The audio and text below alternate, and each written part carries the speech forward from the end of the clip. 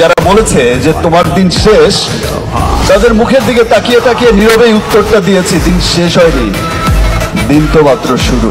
আগে কিন্তু আপনার নিশ্চয় কিন্তু শাকিব খানকে নিয়ে আর কি ঠাট্টা মস্করা যা নয় তাই করতে, কিন্তু এখন এসে দেখা যাচ্ছে যে আপনার নিশ্চয় শাকিব খানের কাছে যাওয়ার চেষ্টা করতেছে, শাকিব খানের একটা মুভিতে চান্স পাওয়ার চেষ্টা করতেছে, কিন্তু সে বারবার ব্যর্থ হয়ে যাচ্ছে। কিছুদিন আগে মেল প্রথম আলো পুরস্কার শাকিব খান যায়, সেখানে আফরিন যায়, আরো অন্যান্য অনেক তারকারা সেখানে যায়, কিন্তু সেখানে শাকিব খানের এন্ট্রি দেখেন অনেক রাজকীয় ভাবে তাকে কিন্তু এন্ট্রিটা করাইছে তারা, এবং তার লুক দেখেন, তার ড্রেস আপ দেখেন, কেউ বলতেই পারবেন যে এটা শাকিব খানের 46 বছর বয়স, দেখ কেউ বুঝতেই পারবে না যে এটা তার 46 বছর বয়স, মনে করবে 25-26 এরকম হয়তো বয়স হবে। শাকিব খান এই পুরস্কার দুইটা পেয়েছে, একটা হচ্ছে তুফান এবং আরেকটা হচ্ছে যে তার 25 বছর যে পূর্ণ হলো এই ক্যারিয়ারে ছবি করার, সেটার জন্য সে একটা পুরস্কার পেল।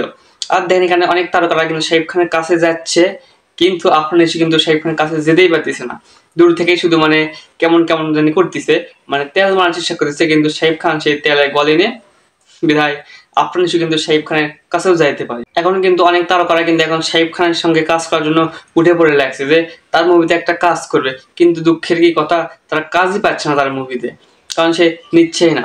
আপনার এসে কিন্তু আগে অনেক মানে ইন্টারভিউতে অনেক কিছু বলেছে শাকিব খানের বিরুদ্ধে, কিন্তু এখন পাও চাটতেছে শুধু তাকে সিনেমায় অভিনয় করার জন্য, কিন্তু সে সুযোগ আর শাকিব খান তাকে দিচ্ছে না। এটাই হচ্ছে অ্যাটিটিউড, এটাই হচ্ছে শাকিব খান। শাকিব খানের কিন্তু সামনে একটা মুভি আসছে তাণ্ডব, ওটা কিন্তু আসলে অনেক অনেক ভালো একটা মুভি হতে যাচ্ছে।